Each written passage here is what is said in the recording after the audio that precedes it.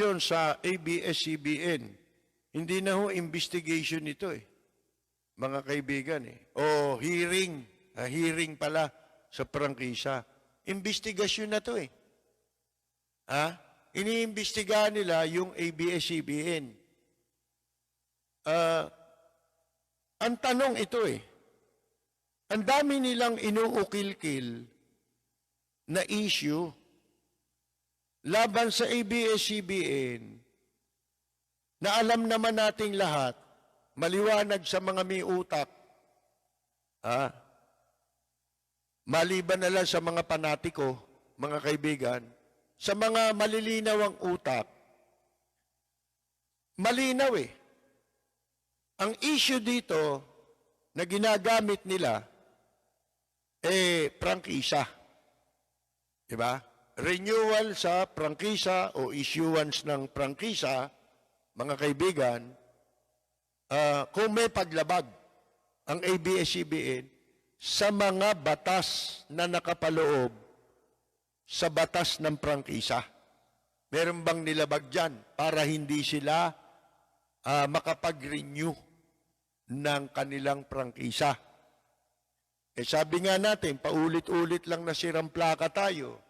Araw-araw silang nag-iimbestiga. Gaano katagal na yung investigasyon na yan? Ilang buwan na yan, mga kaibigan?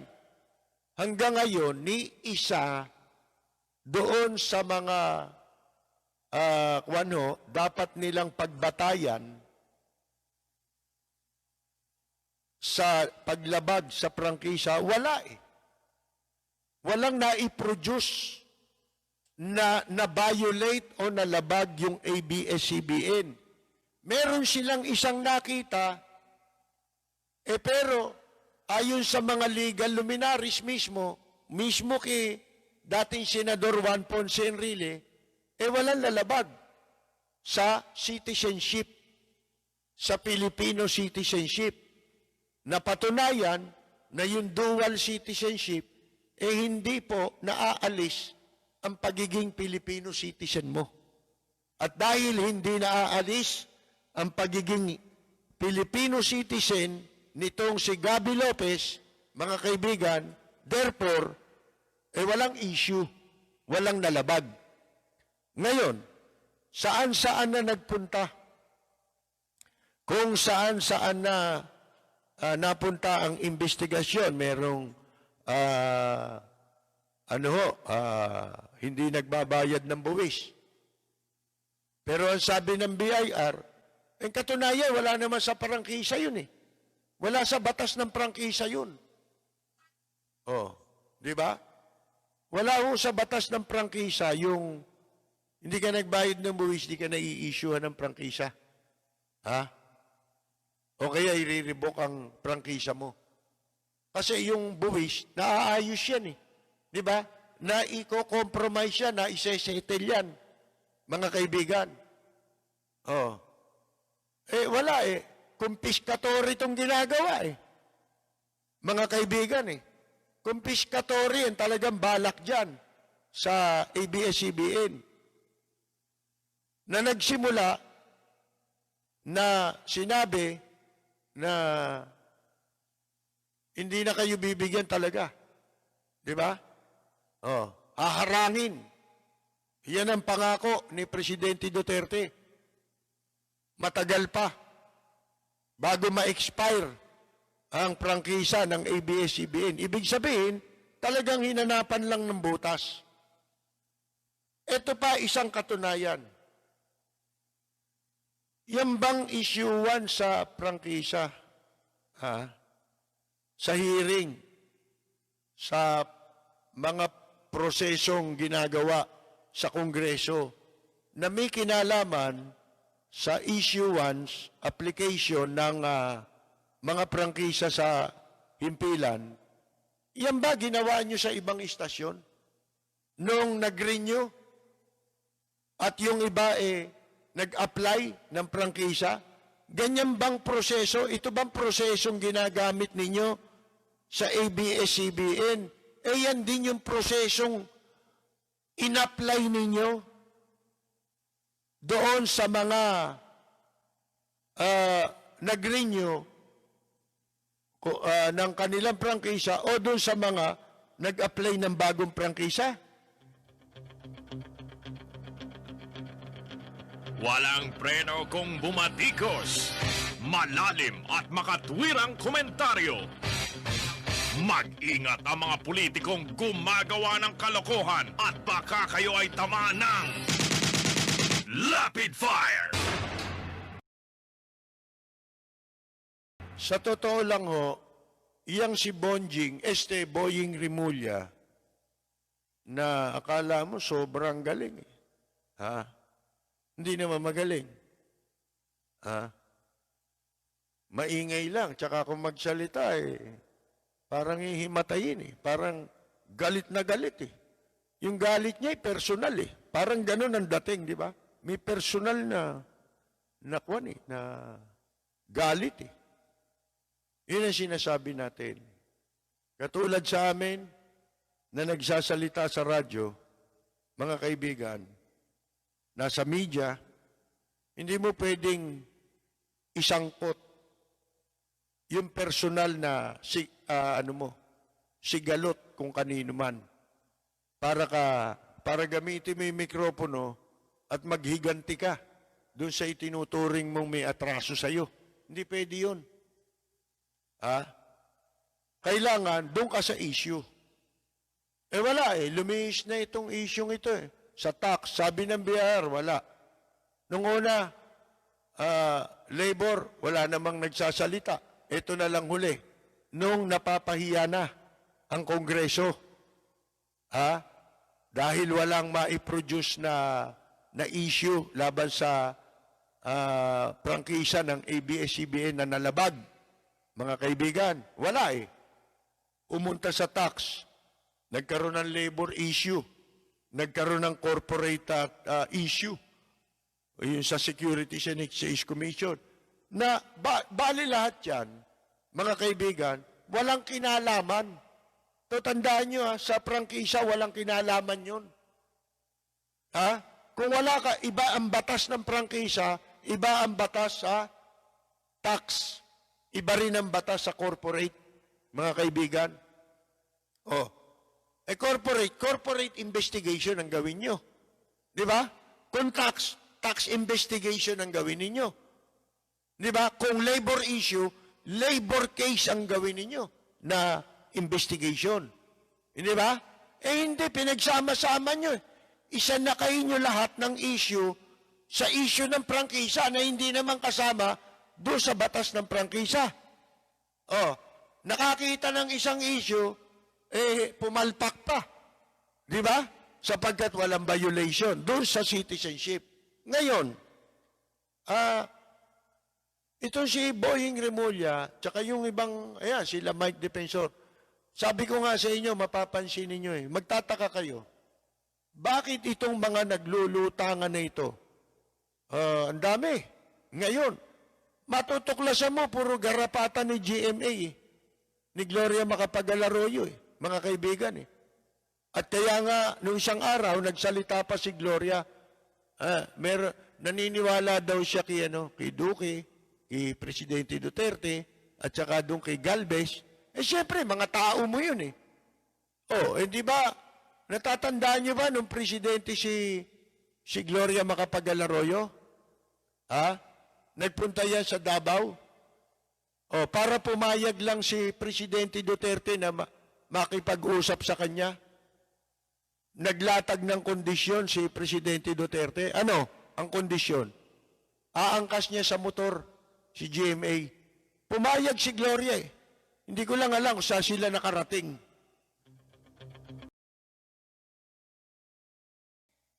Diyan sa Kongreso? Pinakahuling taon dapat magsalita dyan, di ba si Marcoleta? Marcoleta? Hindi. Si Bonjing Rimulya. Bakit?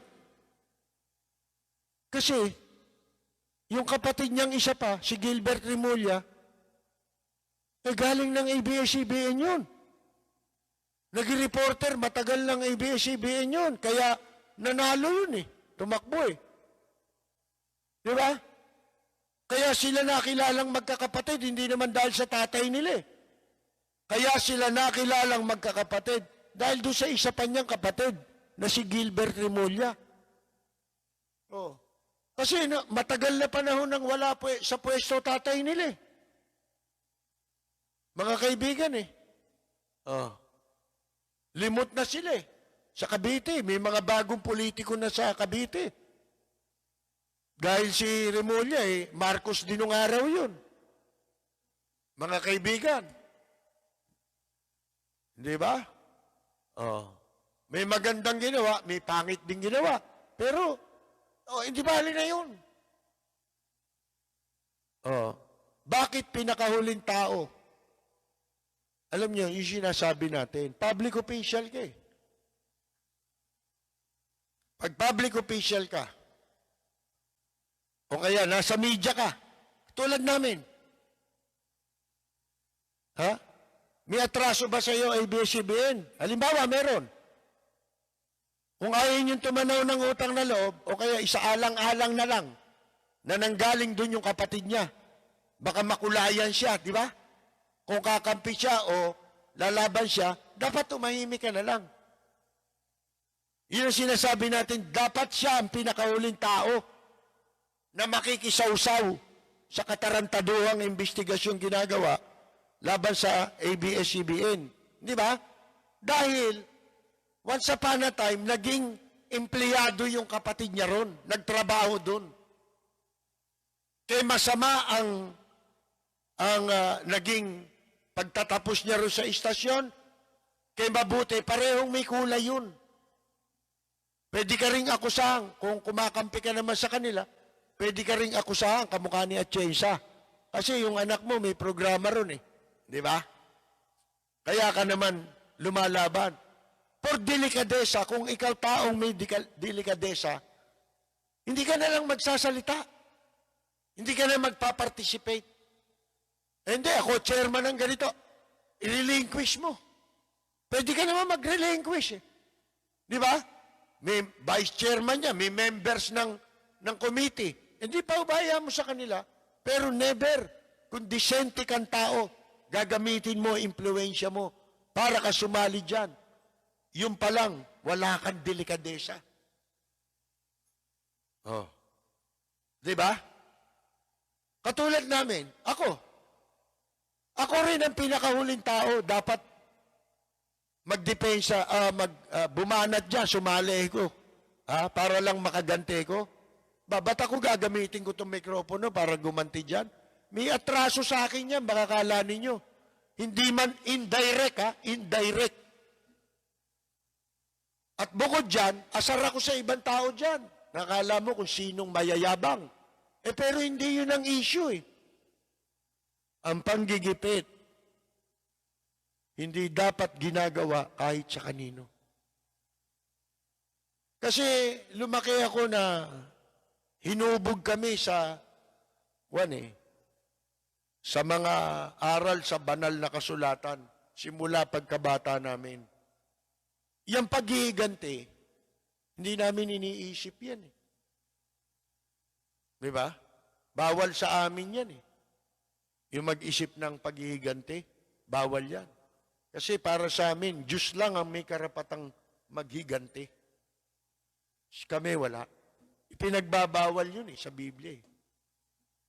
Mga kaibigan eh. Yun po. Ito, tutuloy ko yung pagbasa. Whether we like it or not, ayaw man natin at sa gusto, as public servants, our behavior shapes and influences others. Yun na nga yun. Dapat, leader ka, maging leader by example ka. Kasi tutularan ka sa ayaw at sa gusto mo eh. Di ba? Kita mo si Presidente Duterte, naging walang hiya ang mga kasama lahat. Bakit? Yun ang karakter niya eh. Nagmumura, yung makapagsalita, akala mo kung sino. Kaya lahat ng tao niya, ginagaya siya. Nag-aala Duterte lahat. Di ba? Yung pala, Duterte sila. Oh. Ginagaya yung presidente, ang labas nila, Duterte sila. Mga kaibigan. Oh, ito, our language becomes the people's language. Parang yan ang sinabi. Nahawa ka yata ron. Sa pinagsisip-sipan mo eh. Di ba? Our attitude is seen and judged every day. Oh, kita na ninyo.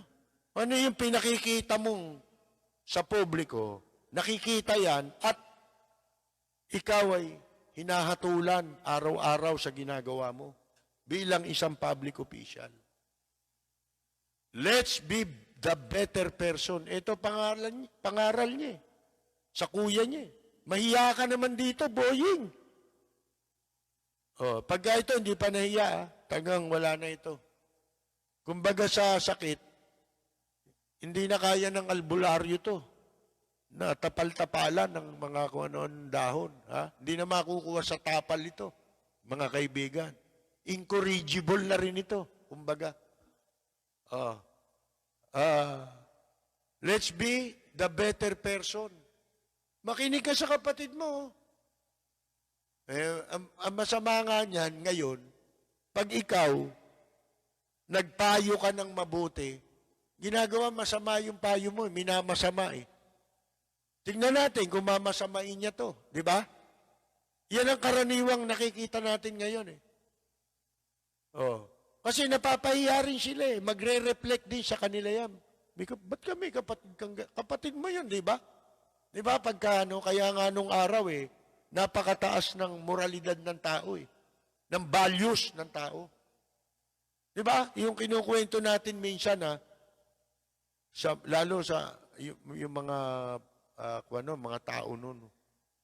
Si Mayor Lim nga kinukwento, di ba? Pagka daw, halimbawa, sa bahay ninyo, sa pamilya niyo, meron lalaki nakabuntis ng babae, naku, lintik na kahihiyan daw. Yung bahay nung nakadisgrasya ng babae, sinasara lahat ang bintana. Hindi sila lumalabas hanggang hindi naaayos yung atraso. Halimbawa, hindi napanagutan, di ba? Hanggang hindi nangyayari yun, na napatawad sila, at alam nyo naman nung araw, kailangan managot ka talaga. Isang malaking kahihiyan yun sa pamilya. Ngayon wala na eh. Ang baba na ng values ng tao.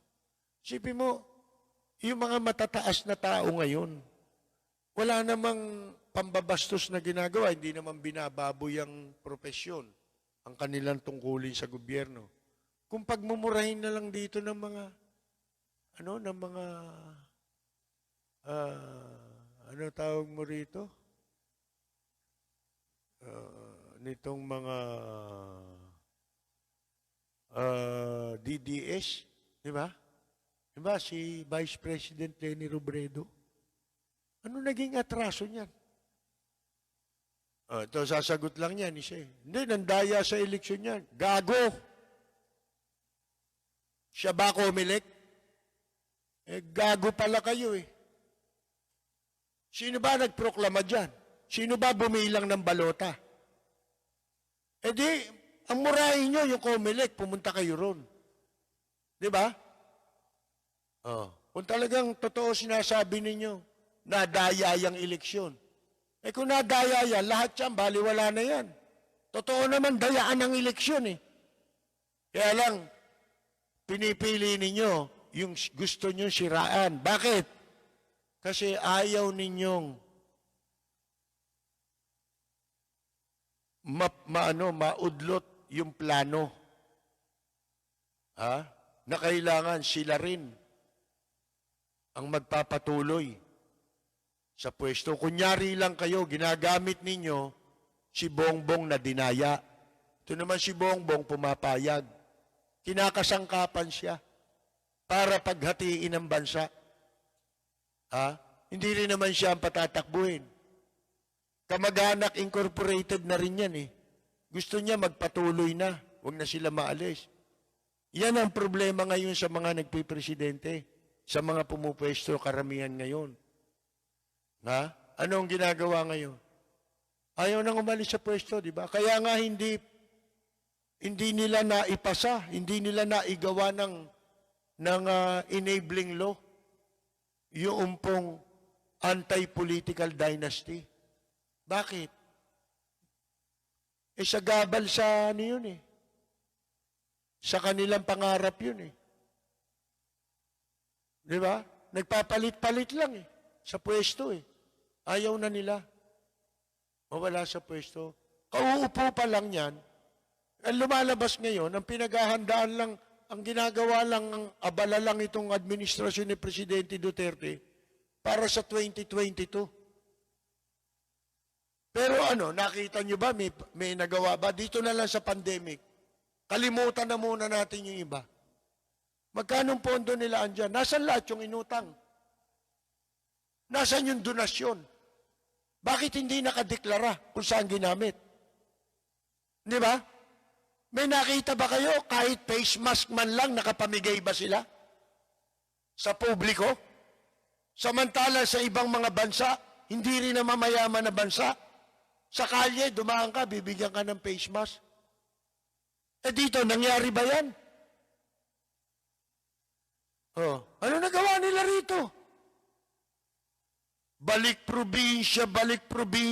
Ano nangyari? Nagbalik probinsya, kumalat doon sa Ormoc, wala naman dati. Nung nagbalik probinsya, nahawahan doon. Hindi pa yun. Hindi maihatid. Isipin mo, walang nagpapatupad. Di ba? Ang tao nandyan, oh. Nasa ilalim ng tulay, natutulog. Noong isang araw, inutos, pakainin daw. Pinakain ba? Pumunta kayo. Mga kaibigan, oo. Sige nga, nasan yung pera? Inilubog ninyo sa utang ang Pilipinas sa panahon ng pandemya nang wala kayong nagawa. Sabi ko nga, sa Korea, ang ayuda sa Korea, binibigay sa kanila parang credit card. Para mga ano rito, yung mga Paymaya, mga ganon. Ano ba tawag doon? GCash, mga ganyan. Kaya lang, yung card na yon, kung magkano laman nun, at nilalagyan ng gobyerno yun, pwede mo lang gamitin yun sa pagkain. Mamamalengke ka. Yung kailangan mo sa pagkain, bilin mo hanggang gusto mo. Hindi mo magagamit sa luho. May nagreklamo ba ron sa Korea? Wala. Dito lang, oh. Sa buong mundo, tayo lang. Hindi maipaliwanag, mga kaibigan. Doon walang pinipili. Dito isipin mo, senior citizen ka, pag wala ka palang asawa na, senior ka, single ka na lang, hindi ka raw kasali. Anong klase yan? Di ba tutol ako dun sa iba eh na, bakit si ganun, si ganito? Hindi. Hindi dapat mangyari yan eh. Lahat tayo apektado eh. Kita mo sa Japan, meron silang kanya-kanyang bracket ng stimulus program. Iba yun sa mga employer, iba yun sa mga worker, saka sa mga dapat tulungan, iba pa yung sa natanggalan ka ng trabaho, pero lahat yun, makukuha yun. Ultimo nga, pinagsasara nilang mga kumpanya sa China, di ba? Bibigyan din nila ng budget na magagasta dahil sa, siyempre, isasara mo yung lugi na yung, nagpatayo ka ng mga kung ano-anong building dyan, di ba? Babayaran nila lahat yun, pati paglipat mo. Palilipatin ka nila, lipat na kayo sa ibang bansa. At hindi tayo kasali ron sa lilipatan. Aalisan nga tayo rito eh. Mga kaibigan eh. Asan yung pera? Wala silang naipatupad na nagtagumpay. Di ba pinatigil yung balik probinsya? Kasi yung dapat yung gawin, balik China. Pabalikin nyo yung chick sa China. Yan ang dapat yung ginawa. Kanina, habang nanonood tayo ng balita sa telebisyon, yung pong tungkol sa mga napatay na sundalo, yung isa, ang apelyido yata ay Indanan, na taga Mountain Province, mga kaibigan. Ano ho pala ito sa kwento ng kanyang kaklase, ay may isang pagkakataong magkakasama silang kumakain sa isang kainan dyan sa isang lugar sa Mindanao. Siguro doon sila nakadistino. Major ito Major Indanan. Habang kumakain sila, merong isang grupo daw ng mga Koreano, mga dayuhang Koreano, ang nambatok, doon sa isang waiter. At dahil po sa ika nga dala ng emosyon, sinunggaban nitong si Major Indanan na napatay sa hulo yung pong Koreano na nambatok sa kababayan nating waiter. Yun ang nakatawag ng pansin sa akin. Akalain ninyo, bihira yung ganun. Na ngayon, sa panahon natin ngayon, isipin mo hindi niya natiis yung nakita niyang ginawa sa kababayan niya, mismo dito sa bansa natin. Kung ako nga tatapatin ko kayo nung araw, siguro mga 1978, ayan, yung nanonood sa atin na nakasama ko sa Japan nung araw, banda yun. Bali, magkapatid yung employer kasi namin pero may pagkakataon na idinistino ko sa isang malayong lugar. Kasama ko, dalawang babaeng Pilipinan singer. Nalala ko yung pangyayaring yun bata pa tayo nun siguro mga 18 anyos lang ako. Pangalawang balik ko sa Japan yun May kasama akong dalawang singer, 3 kami, pinagsama-sama kami. At ang kinakantahan namin, isang resort hotel sa Japan. Kung tawagin nila yan onsen hotel, mga kaibigan. At doon sa hotel na yan, show ang dating namin,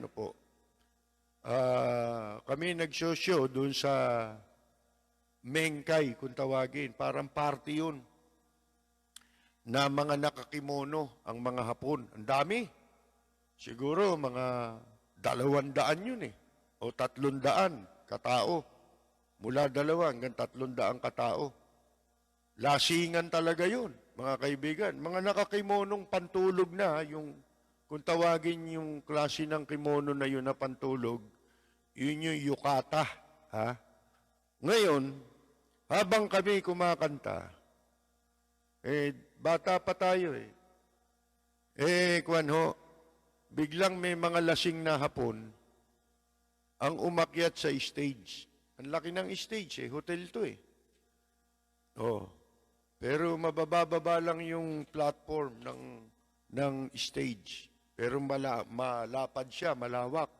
Kung gaano kalaki yung venue, ganong kalapad din ang stage. Ngayon, dahil marami ng lasing, nagkakatuwaan, ibang klase malasing ang mga Hapon mga kaibigan Talagang yan nagmumukhang abnormal yan pagka mga lasing na yan ngayon, alam po ninyo, may isang lasing na Hapon doon sa party na yun. Sipin ninyo, laking party nun. Ang biglang umakyat sa entablado habang kami kumakanta. Ako'y nagigitara. Nung umakyat siya, may dala siyang chopstick. Ha? Yung ginagamit ng Hapon na chopstick, yung kahoy, mga kaibigan. Akalain ninyo, yung palang singer ko, kasi hindi ko naman pinapansin, mas matanda sa akin yung mga singer eh. 18 anyos lang ako, kasama ko pa natutulog sa kwarto yung mga yan eh. Mga kaibigan eh. Tsaka noon, hindi kagandahan ng mga, ang mga singer, mga kaibigan. Alam mo ninyo, may edad na, hindi pa kagandahan, pero singer talaga. 78. Hindi katulad ng mga naging later part ng 80s, 90s. Hindi na ho, entertainer ang bumibiyahe. Entertainer na eh. Noon, talagang pag bumiyahe ho, ang isang entertainer, kung singer yan, singer talaga yan.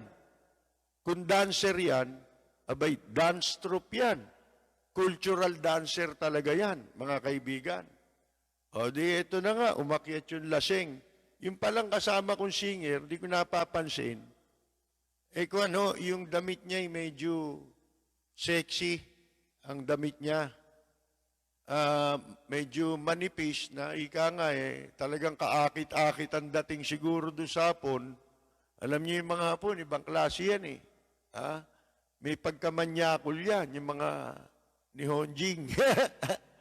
Ngayon, pag akyat doon sa stage, akalain niyo, di siyempre malamig sa Japan, di ba? Nakabakat pala yung pinaka-nipples ng babae, nung singer. Akalain niyo yung chinapstick nung Hapon.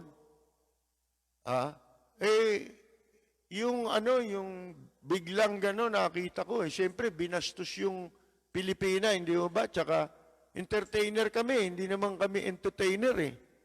Mga kaibigan eh. Yung kasama ko magaling, Bisaya yun, pero ang galing kumanta nun eh. Parang si Pilita Corrales kumanta eh. Hindi nga lang kagandahan, mga kaibigan, tsaka may edad na. Ang totoo, baho pa ng paanon eh. Pag umuwi kami ng bahay, umalingasaw yung paanon eh. Akalain ninyong chinapstick, siyempre, pag malamig bumabakat yung yung nipples. Walang bra. Hindi pala nakasuot ng bra. Akalain ninyo, sa pagkabigla ko, sinaksa ko ng gitara sa tagiliran yung Hapon nalaglag sa entablado. Nagkagulo na. Muntik na akong bugbugin ng mga lasing na Hapon. Mga may edad na eh. May nung panahon na siguro mga 50 anyos na eh. Yung mga Hapon eh. Pagtutulungan ako mabuti nanonood kasalukuyan yung may-ari mismo ng hotel. Nando doon sila sa gilid ng stage. Inawat lang kami at saka ibinaba na kami doon sa hotel. Hindi na kami pinatuloy na tumugtog. Ganon, yung damdamin ng isang tao, lalo na siguro kung mangyayari yan, gagawin niya ng isang dayuhan sa harap mo, nakaharap ka, sa kapwa mo Pilipino, matitiis mo ba yon?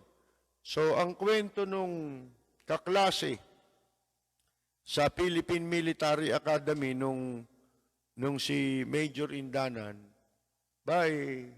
bigla sinunggaban ni Major Indanan yung pong nambatok sa Pilipinong waiter. Sa Mindanao nangyari ito, sabi, itinumbay. Hindi ko malaman kung pinatay o sa galit niya, napatumba nung major, yung pong Koreano. Kung napatumba lang sa suntok, nakapagtimpi pa yun. Di ba? Talagang disiplinado, hindi ba? Hanggang sa bugbog lang, hindi pumapatay ng tao, mga kaibigan. Isipin ninyo, mabuting tao pala yun at sa kwento niya, nitong kaklase, mukhang hindi magtatagal sa military service eh. May ano yata, sabi nung asawa, hindi niya tatapusin ang kanyang serbisyo. At maaga siyang magre-retire sa serbisyo para maiukol ang kanya na lang ang kanyang panahon sa kanyang pamilya. Mga kaibigan, alam naman ninyo yung sundalo, laging malayo yan sa piling ng kanilang pamilya, hindi ho ba? Nababanggit lang natin kasi yun, mga palatandaan na mabuting tao ito eh. Mga kaibigan, maging yung iba niyang kasama eh. Ayon din sa salaysay nung pamilya eh, sa kwento ng pamilya na naglabas ng kanilang galit at hinanakit diyan sa pangyayaring yan. Meron pong tanong sa atin at mensahe na ipinadala si Mimi Vallejo sa Japan. No? Magandang hapon, sabi niya. Duterte made a speech many months back proclaiming that we could not possibly go to war with China or can even resist in a possible encounter simply because we don't have the means and could be pulverized easily. Now, we have this hanging over us. How can we raise an argument to counter this? No one has the courage to talk about this extensively. When are we going to confront this? Is it when China rams its warships straight to Manila Bay? Galing ho yang katanungan na yan kay Mimi Vallejo. Ang tinatanong niya, walang may tapang na magsalita dito ng extensive, yung malawakan. Kailan anya natin haharapin ito? Kung ang mga barko ng China, isasadsad na lang nila sa Manila Bay? Mga kaibigan, ang sabi raw kasi ni Presidente Duterte sa kanyang talumpati ilang buwan na nakakaraan, ipinroklaman niya na hindi tayo pwedeng makipaggera sa China or hindi din tayo pwedeng mag-assert, mag-resist in a possible encounter simply because sa kadahilanan na wala tayong panlaban, di ba? At madali tayong pupulbusin. Mali po yung sinabi niya eh. Ni Presidente Duterte. Siya lang naman nagsabi nun eh. Hindi naman kinakailangang ibig sabihin ay gera kung atin pong paninindigan ang desisyon na pabor sa atin. At yun nga ang pinanghahawakan ng mga malalaki at maliliit na bansa na nagmamalasakit at ipinaglalaban ang kasarinlan ng Pilipinas diyan sa mga teritoryong sinakop ng China. Mga kaibigan, yun na nga pinanghahawakan. Merong desisyon na pabor sa ating interes na tayo mismo ang hindi nakikipaglaban. Paano nga naman? Walang tumitindig. Sabi nga ni Mimi Vallejo, paano yan? Walang may lakas ng loob o tapang na pag-usapan yan. Yun ang sinasabi natin. Kinumpormiso lang tayo ni Presidente Duterte dyan eh. ang iniisip lang, kaligtasan niya eh. Mga kaibigan eh. Siya, hindi siya mapapahamak kahit ano mangyari. Pilipino, bakit mo ikinumpurmisyon ng ganon? Pinayagan niya lahat na sakupin tayo rito. Kaya nga nagsisipag-sipsipan niya sila Boying Rimulya, may property sila, ibinenta nila sa Inchik. Nasaan yung property? Nasa coastline eh, ng Manila Bay eh. Di ba ang mga inuokupahan lahat ng coastline? Ang dali-dali na napasok na nga tayo eh. Yun na nga ang gagawin dito. Isasadsad lang yung barko rito. Nandyan lang eh. Kita mo, nababangga yung mga sasakyan pangisda natin ng baliwala. Ba't sila nandito?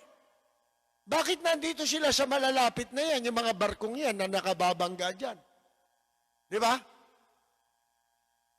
Meron pa nga na-picture no isang araw sa television eh, sa Zambales. Yun naman mga buhangin ng hinahakot. Inchik din yung nagpapahakot eh. Filipino-Chinese eh. Dinadala raw sa Hong Kong, wala raw. Sinisira niyo yung kalikasan eh. Anong wala? Desecration ng ano yan eh. Ng ating kalikasan yan eh. Mga kaibigan, wala. Sipin ninyo. Wala tayong magagawa. Kasi yung mga Pilipino mukhang pera. Mas marami ngayon na mukhang pera. Hindi tayo magtatagumpay kung hindi tayo magkakaisa at kung hindi tayo tatalikod sa mga bagay na makapaghahati lang sa atin. Politika lang. Pumapayag kayo na pagtalunan, Marcos, Dilawan. Huwag kayong sumakay dyan. Kung kayo, nandyan kayo, nakababad kayo dyan, hindi na uusad itong Pilipinas. Yan politika lang yan. Kailan mo gagamitin yung politika? Pag eleksyon, gamitin mo. Kaya nangyayari ngayon, artificial ang eleksyon. Ang mga resulta ng eleksyon, artificial. Pati mga supporter ngayon, ano yan eh? Artificial lang yan eh. Fake account sa Facebook, dami account, di artificial yan, di ba? Walang totoo. Kung talagang pwede kayo makipagkaisa, subukan ninyo, maglagay kayo kung may negosyo kayo, ilagay nyo sa restaurant ninyo, ilagay ninyo sa establishment nyo, na bawal ang mga illegal na inchik na pumasok dito sa Pilipinas, bawal pumasok sa establishmento ninyo. Tingnan ko kung kaya nyong gawin yan. Walang preno kung bumatikos. Malalim at makatwirang komentaryo. Mag-ingat ang mga politikong gumagawa ng kalokohan at baka kayo ay tamaan ng Lapid Fire!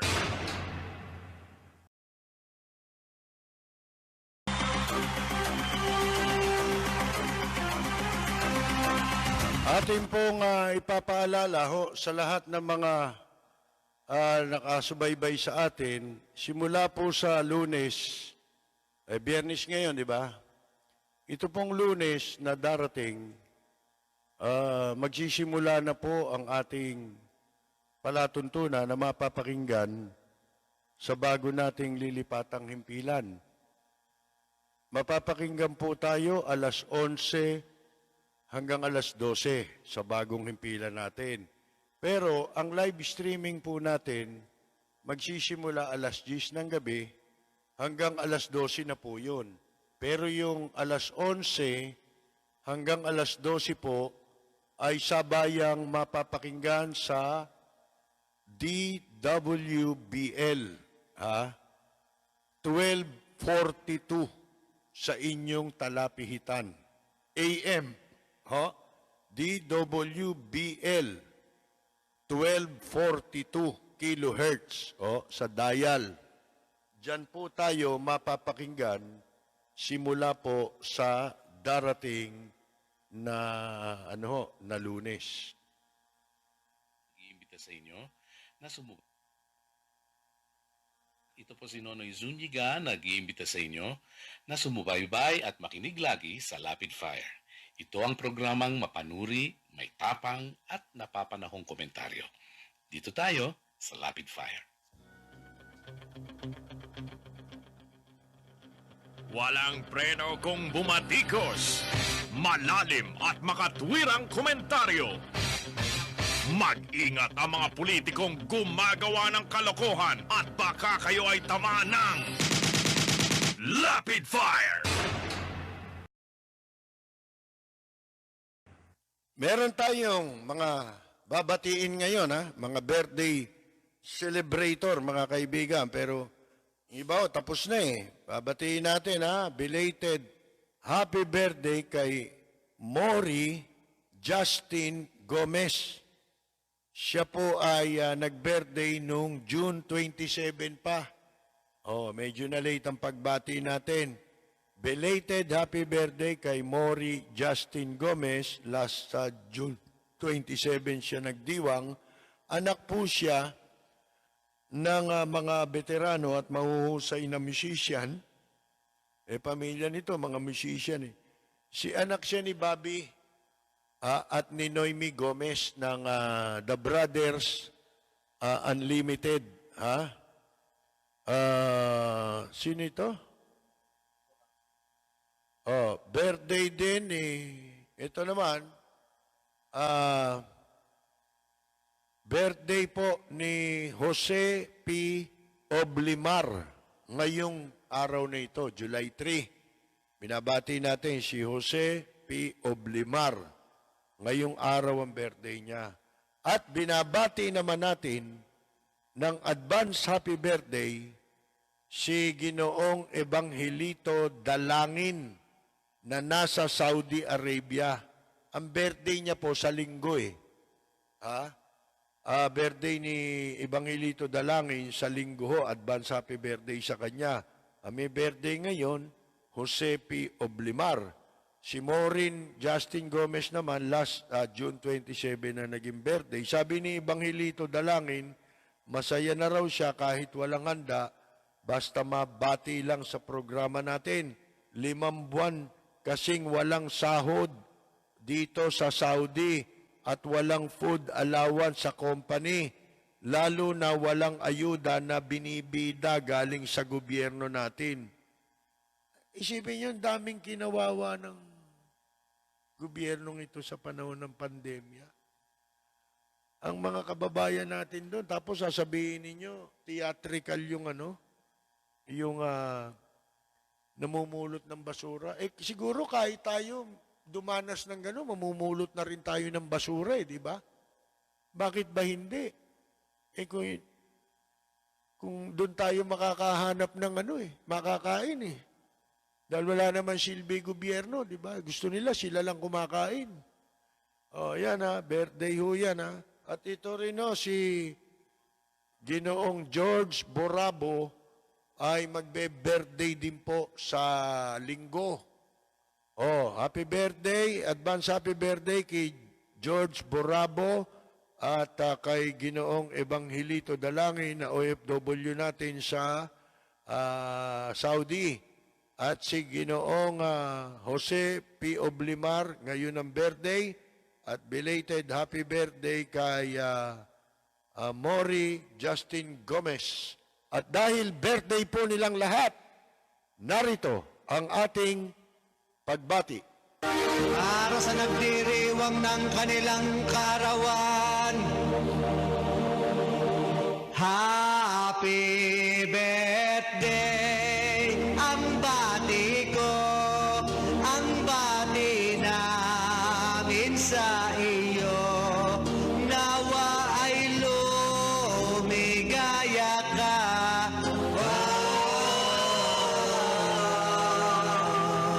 At abutin mo pa sana ang maraming kaarawan.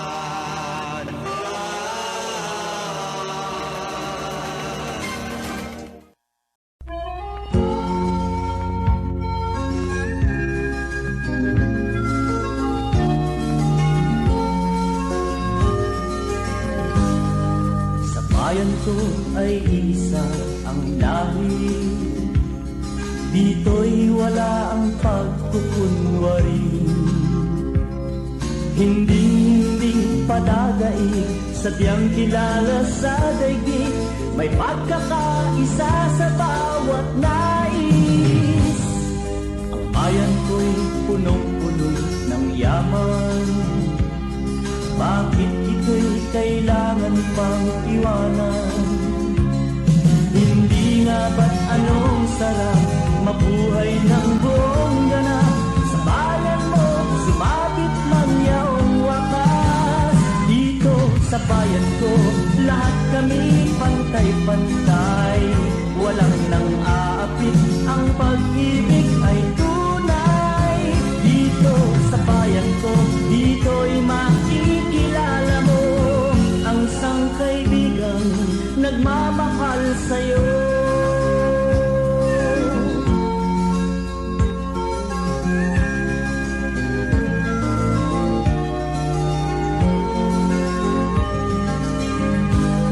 Ang bayan ko'y punong-puno ng yaman. Bakit ito'y kailangan pang iwanan? Hindi nga ba't anong sarap mabuhay ng buong ganap? Sa bayan mo, sumapit man yaong wakas. Dito sa bayan ko, lahat kami pantay-pantay. Walang nang aapit, ang pag-ibig ay tunay. Dito sa bayan ko, dito'y makikilala mo ang mga kaibigang nagmamahal sa'yo. Dito sa bayan ko, lahat kami pantay-pantay. Walang nang aapit, ang pag-ibig ay tunay. Dito sa bayan ko, dito'y makikilala mo ang isang kaibigan, ang mga kaibigan, ang bawat kaibigan na